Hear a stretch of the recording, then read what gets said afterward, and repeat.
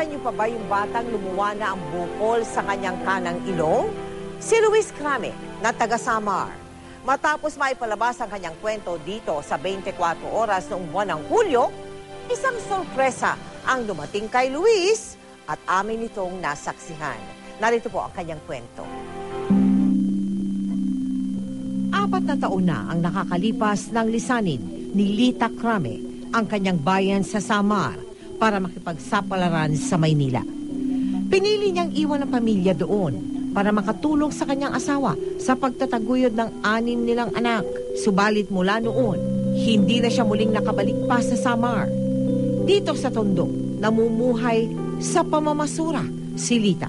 Sa mga anak ko naman na nasa probinsya, balang araw magkikita rin tayo at babakasyonin din kita. Gusto ko makita kayong lahat kung paano kalagayan niyo. Isang balita ang naghatid sa kanya ng galak at pag-asa. Sabi ng kuya ko, Day, kung ano yun? Yung anak mo nakita ko, pati si Bayang Mario, nakita ko doon sa GMA Kapuso Foundation.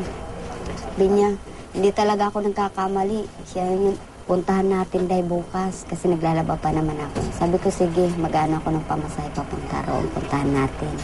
Pumunta nga kami doon, pero hindi naman kami nagkita. Kaya't isang pagtatagpo ang ating itinakda. Sa aming pagsundo kay Lita, damang-dama namin ang kanyang pananabik kay Luis. Gayon na lamang ang higpit ng kanyang yakap sa anak nang makita ito. Hindi ko malaman na luluha ako, hindi. Kahit din nasa problema pa rin, pero inaano ko na lang maging masaya kasi nakita ko anak ko. Nakita ko na po si Mama. Yun, nakato sa GMS. Si Mama. Nagpatuloy naman tayo sa paghahanap ng lunas sa karamdaman ni Luis na anthracoanal polyp. Kaya't payo ng espesyalista, sumailalim si Luis sa isang operasyon gamit ang tinatawag na microdebrider. Para tong sinasuction, sinasuction tapos kinakain, parang binabacuum niya. Wala tayong hiwa sa labas. Puros loob lang to, ganyan, hanggang doon sa loob, hanggang matanggal natin. Ang anthracoanal polyps, pag natanggal na lahat, wala nang recurrence.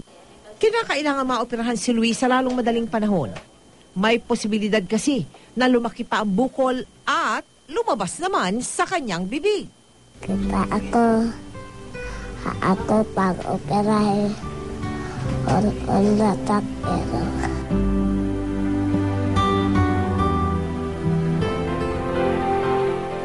Ngayong linggong ito ay nakatakdapon dumaan sa PIDYA clearance na tinatawag si Luis bago sumailalim sa kanyang operasyon. Maraming salamat po kay Dr. Gil Vicente ng St. Luke's Medical Center sa mga nais tumulong sa pagpapaopera kay Luis.